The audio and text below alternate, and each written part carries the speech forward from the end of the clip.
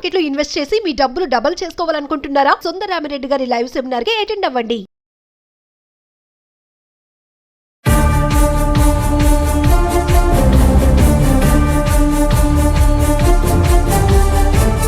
నమస్తే, welcome back to Suman TV. Present మనతో పాటు ఉన్నారు తోడు నీడ ఆర్గనైజేషన్ ఫౌండర్ రాజేశ్వరి మేడం. నమస్తే మేడం. నమస్తే నవీన. మేడం, మలి వయసు అంటే 70-60 దాటిన వాళ్ళని మలి వయసు అంటాం కదా. సరే, ఇప్పుడు మామూలుగా కొత్తగా పెళ్లిళ్ళు చేసుకునే వాళ్ళకి దాంట్లో చీటింగ్ కానీ స్కామ్స్ కానీ మనం చాలానే చూస్తున్నాం. కరెక్ట్ ఏజ్ లో 30 సంవత్సరాలు 20 సంవత్సరాలు పెళ్లి చేస్తున్నారు.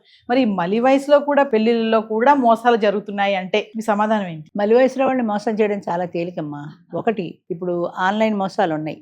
ఇప్పుడు దాన్ని ఏమంటారు, బెట్టింగ్ మోసాలు, మ్యాట్రిమోనీ మోసాలు. కొన్ని మ్యాట్రిమోనీలు అదేదో సినిమాలో కూడా చూస్తాడు, వాడు ఆడగొంతుతో మాట్లాడుతుంటాడు అందరితో. వాళ్ళు ఏమైనా సరే నేను చూస్తానన్నప్పటికీ వాడు స్టాప్ చేసేస్తాడు, సిమ్ మార్చేస్తాడు. కొన్ని చోట్ల ఒక చోట ఎవరినో పట్టుకున్నారు కూడా, 4 ఆడాళ్ళని పెట్టారు. వాళ్ళు వీళ్ళే మెంబర్గా పరిచయం చేస్తారు, 2 సిమ్లు వేసుకుంటారు. ఆడదాని సిమ్ ఒకటి, వీళ్ళు మ్యాట్రిమోనియల్ సిమ్ ఒకటి. మ్యాట్రిమోనియల్ సిమ్ లో పలానా పంకజ నీతో మాట్లాడుతుంది, అగో ఆవిడ నెంబర్ ఇస్తున్నామని వాడు నెంబర్ ఇస్తారు. ఆవిడ వీడితో మాట్లాడుతుంటుంది, నడిచిన నాళ్ళు మాట్లాడుతుంది.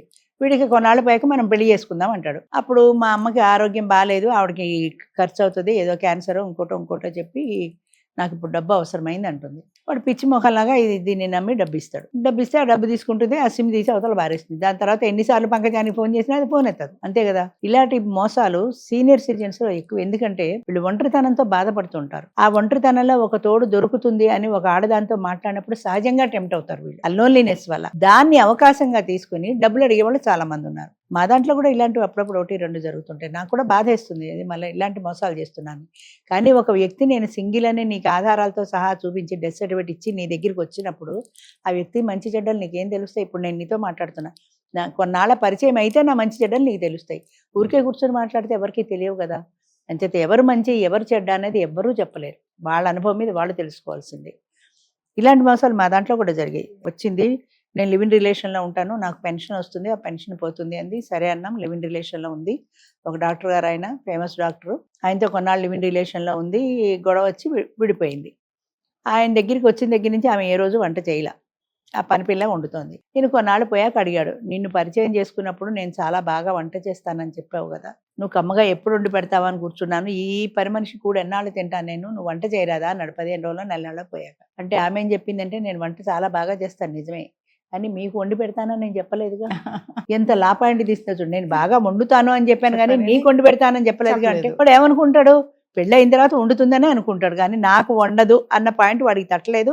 అసలు అలా అంటుందని ఆమె ఊహించలేదు కూడా, మానేసింది. సరే, గొడవ ఎందుకు అనుకున్నాడు, ఆ పని మనిషి తిండి తింటున్నారు. ఈవేళ పెళ్లి రోజు షాపింగ్కి వెళ్దాం, ఈవేళ మన ఇద్దరం కలిసిన రోజు షాపింగ్కి వెళ్దాం, ఈవేళ నా బర్త్డే షాపింగ్కి వెళ్దాం. రోజు షాపింగ్ పేరు చెప్పి నెలలో 2-3 సార్లు వాడిని తీసుకెళ్ళడం. 2000 చీర చూపిస్తే నేను 2000 చీర కట్టాను, 4000-5000 పెట్టి చీరలు తీసుకోవటం.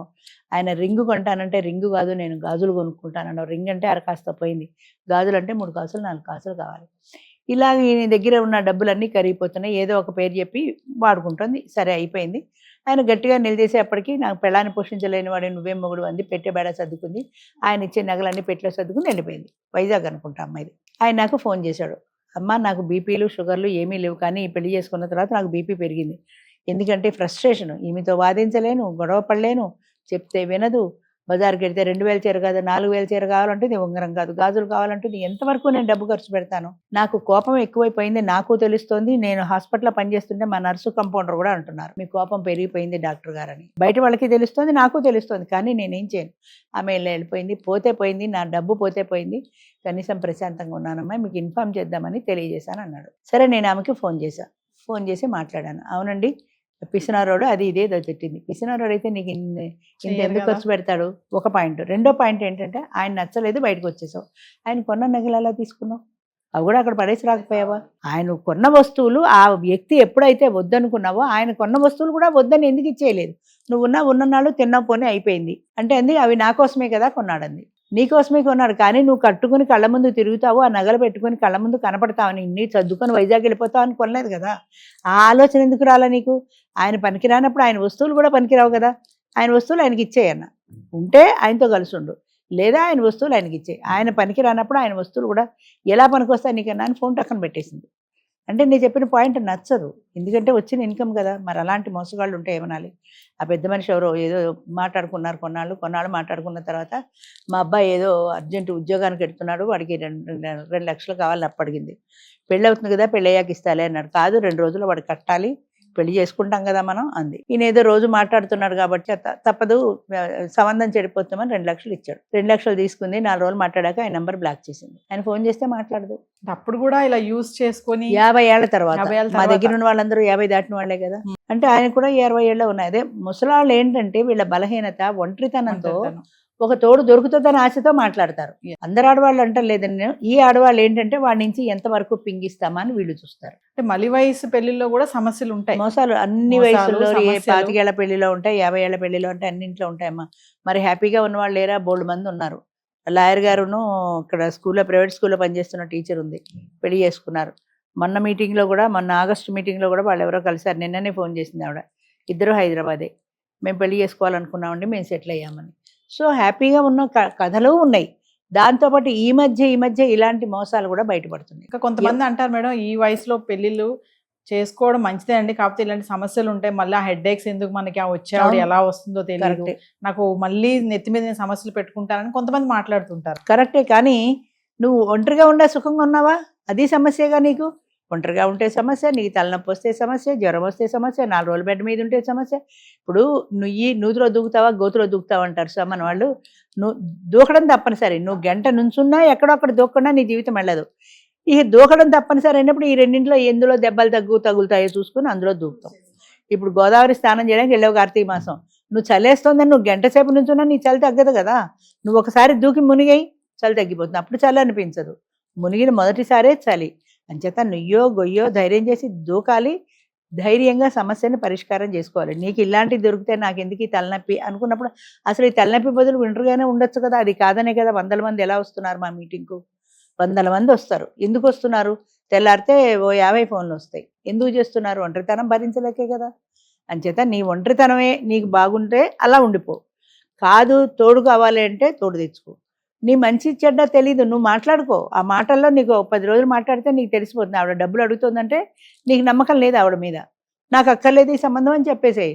ఒక ఆయన ఎవరో మాట్లాడాడు మా దాంట్లో, ఆవిడ ఎవరో విశాఖపట్నం నుంచి వచ్చింది, నేను మన ఇద్దరం పెళ్లి చేసుకుందాం మాట్లాడుకుందాం అంది. నా ఫ్రెండ్కి ఏదో గిఫ్ట్ కొనాలి, బజార్కి వెళ్తూ మాట్లాడుకుందాం అంది. ఆయన బజార్ తీసుకెళ్ళింది, 2000 3000 కొరిగింది.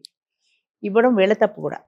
ఆమె బజార్ పని చేసుకుంది, నీకు కాదు కదా, నీకేంటి సంబంధం? ఆవిడ డబ్బు అడిగింది అనుకో, నన్ను ఎందుకు అడుగుతావు? నువ్వు బజార్ వచ్చావు, నువ్వు కొనుక్కున్నావు, సంబంధం లేదని. అలా కూడా కొంతమంది ఉంటారు కదా మేడం, అంటే బిల్డప్, మనం ఎందుకు ఆవిడ అడిగినప్పుడు మనం ఇవ్వాలి. అదే ఇవ్వకపోతే ఎక్కువ మగవాళ్ళలో ఉండే బలహీనత ఇదే. ఆ ఇవ్వకపోతే అది ఏమన్నా అనుకుంటుందేమో అని ఈగో ప్రాబ్లం. నేను పెళ్ళైన తర్వాత అయితే ఏదైనా కొంటాను, పెళ్లికి ముందు నాకు సంబంధం లేదు అని ఎందుకు ధైర్యంగా చెప్పలేకపోయావు? ఆవిడ ఇంత కొరిగిన తర్వాత, డబ్బులు ఫిక్స్ అయిన తర్వాత, ఆవిడ కార్డు అయిపోతే ఫోన్ చేసిండ, నాకు సిమ్ కార్డు అయిపోయింది, నాకు సిమ్ కార్డు వేయించని. ఏమన్నా బుద్ధి ఉంది ఆ మనిషికి? సిమ్ కార్డు ఆయన ఎందుకు వేయించాలి? అది 400 ఉంటుంది మహా అయితే. ఆ 400 కూడా డబ్బులు అయిందని ఆయన ఎట్లా డిమాండ్ చేస్తున్నావు నువ్వు?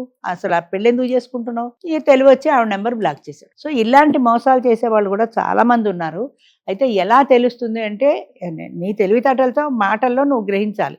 వాళ్ళు కూడా మాటల్లో ఎక్కడో అక్కడ బయటపడతారు. ఇప్పుడు హోటల్కి వెళ్దాం రా అంటుంది, బిల్లు నువ్వే కట్టాలి అన్నట్టు. నువ్వు బిల్లు ఎందుకు కడుతున్నావు? నువ్వెందుకు కట్టావు? ఒకసారి నువ్వు కట్టావు, ఒకసారి నేను కడతా. అలా అంటే బాగుండదు కదా. ప్రతిసారి వీడేది.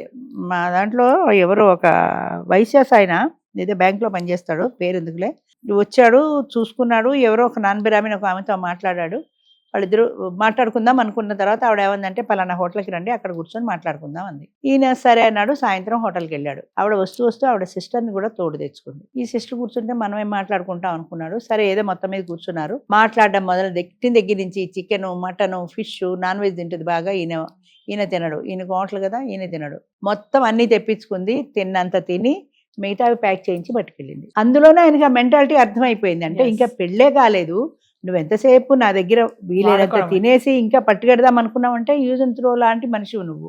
అంచేత ఇలాంటి సంబంధం వద్దన్నాడు. ఆయన రావడం మానేశాడు. మా దానికి కూడా రావడం మానేశాడు ఆయన. దాంతో మాకు ఇంకో నష్టం ఏంటంటే, ఇలా ఏదైనా దెబ్బతిన్న వాళ్ళు మళ్ళీ రారు. ఎందుకంటే తోడు నీడలో ఆడవాళ్ళు ఇలా మోసం చేస్తారు అని ఒక బ్రాండ్ పడిపోతుంది దానికి. అందుకని మనము మాట్లాడుకునేటప్పుడు కొద్ది మాటల్లో ఏ మాత్రం నీకు అనుమానం వచ్చినా నువ్వు తీసి అవతల పడేసుకో ధైర్యంగా.